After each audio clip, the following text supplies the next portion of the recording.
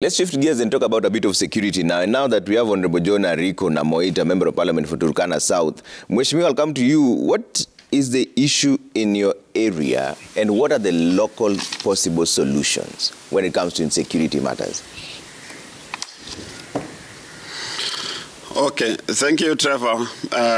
Turkana at large, and also taking into consideration all the pastoralist counties. These counties, over the years, have experienced cattle rustling, or insecurity, for that matter, for a long period. The causes of this insecurity, or the so-called cattle rustling, this has been attributed by a number of factors. One of the factors is pervasive marginalization of the pastoralist community. When I talk of marginalization, Trevor, is that when governments are formed or when governments are elected, there is no fair distribution of resources to this pastoral community, and specifically Turkana. If you look at the arena of giving jobs to the professionals of this county, if you look at the parastatals here in Kenya or government agencies, you will not find a Turkana having a position of a CEO or a managing director. And imagine, we have more than 1,000 positions, such positions in this country. There's no Turkana. That will mean that the Turkana people are underprivileged. Underprivileged in the sense that we don't have senior people in government who will be able to bring jobs to these junior professionals. Underdevelopment in these marginalized communities. Remember, these other towns or counties have already developed by virtue of having senior people in government. When you have a very senior representative of the people in the national government, that senior representative is in a position of bringing development to their respective counties. Unfortunately, that is not happening in Turkana. If you look at the education sector, Trevor, quality learning, quality education is socio-economically and geographically determined. If you are not achieving in terms of academics, which is a crucial tool for future life chances, that county or that community is doomed. So Turkana County has always been marginalized, or the pastoral community has always been marginalized. If you look at the competition for limited resources as another factor contributing insecurity in these marginalized communities, there's competition for limited resources. We don't have grazing fields. We don't have water. The land, people are fighting for land. Like in our case, in Turkana South, our neighbors do not have a grazing field. They do not have grazing field. They do not have water areas. These guys come from the mountain, they come down the valley to graze in these valleys. So they are competing for this same resource that belong to the Turkana people. The politics of insecurity, Trevor. The prevalence of insecurity in the counties of Turkana, West Pokot, Marakwet, Baringo, and Samburu has always been recurrent in all political space. It has always been recurrent, if not the county at large. And this is contributed as a result. It is manifested in two forms. There is intentional creation of this insecurity by the local terrorists. Intentional. Intentional in the sense that they want to replenish their livestock after probably giving out dowry, after drought has taken away all the animals. So they will always tend to get to the nearby community so that they can replenish their livestock. But Namoit, look, there's another concern here. The CS for Interior was there, and even the president at some point was there. The declarations they're making... I've not finished, Trevor. Do they make sense to the people? I understand where you're coming from, but the declarations being made by the government, do they make sense to the people? Will it be a resolution? Trevor, let me just finish. Use of insecurity for political ends. It has come to our attention that some of our colleagues have taken advantage of these local terrorists. They promise that a lot that they can facilitate them to these raids. So finally, lack of political will from all the governments.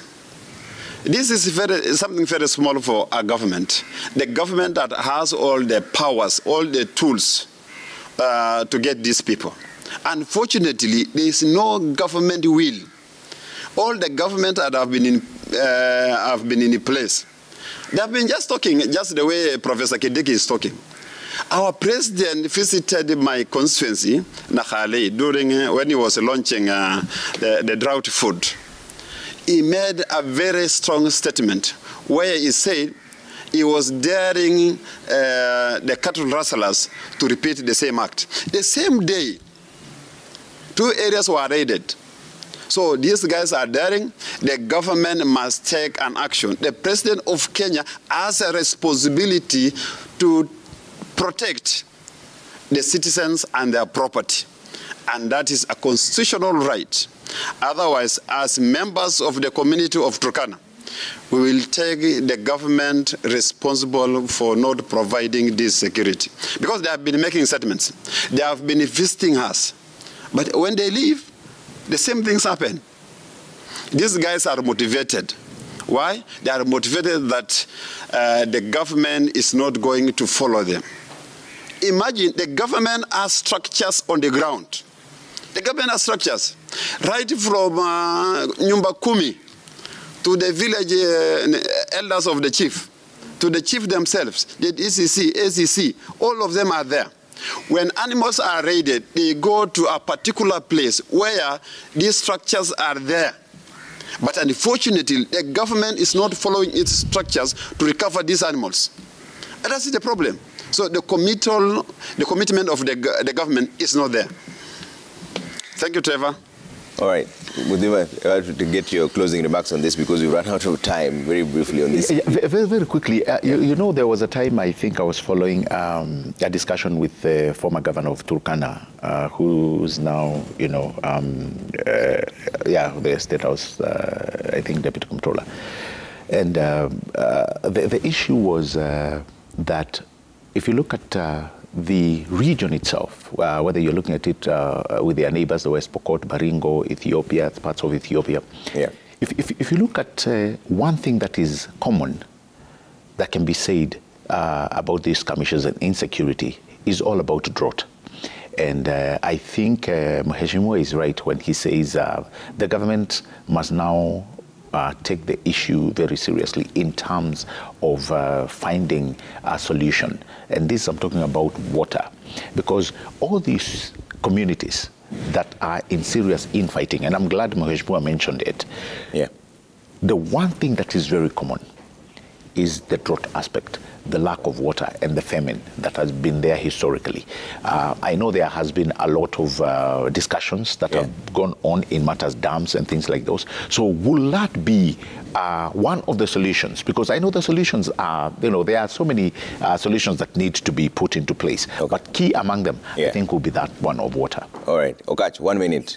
Yes. Thank God I'm not a security expert. But what I know is that all Kenyans have a right to security pursuant to the Constitution. Okay. It doesn't matter where you are.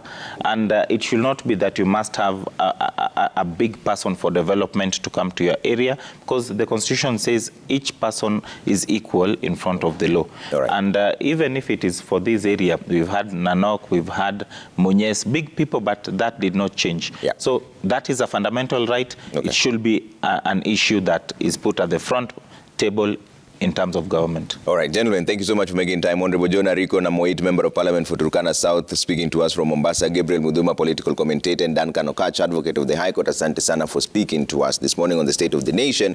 We're going to split the State of the Nation into two, right? So we'll take some of your feedback really quick, take a quick break. When you come back, Data Commissioner Immaculate Kasait will be here with us. There's been quite a lot of concerns around data protection. We'll be asking us some of those questions in just a bit. But let's see what you're saying in terms of what we've talked about in the political sphere really quick.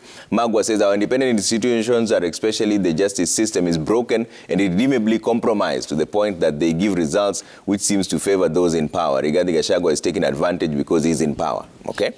Let's see what else you're saying here. Bobo Tieno Wino says leaders should be the first ones leading on tax payments to set an example to many poor Kenyans who elected them to position that they hold or held for them to follow in their footsteps, or else they want Kenya to fail. Okay? Engineer Lazaro says corrupting the justice system, tax collections, and other important institutions with the songs like Our Freedom Has Come will greatly haunt this regime in front of our development partners and add more injuries to the fragile economy. All right? Reverend Harry Kosgei says, to me, the collapse of these cases are based on the evidence provided at the courts. Let the courts continue its independent jurisdictions as per 2010 Constitution. God bless Kenya. Okay. Tyson says the law cannot act retrospectively even if Cherargei's bill goes through. How do they intend to recover the money? Either way, this government should go back to the drawing board and relook at how it's running the country's affair. Karu Collins says majority leaders should go back to parliament and repeal the selection that exempted Moise and Kenyatta's from paying taxes. Honorable Kimani Ichung'wah knows well that his president was part of the people who passed the law in parliament. Okay? Hezron says some Kenyan politicians are like chameleons, blending into the background when it suits them, no matter how shady the situation. But when the wind of change blows, they come alive, sounding like they just stepped off a spaceship. All right. All right, that's where we leave it for now. But when we come back in just a short while, Data Commissioner Immaculate Kasait will be here to answer all your questions. All right? See you shortly.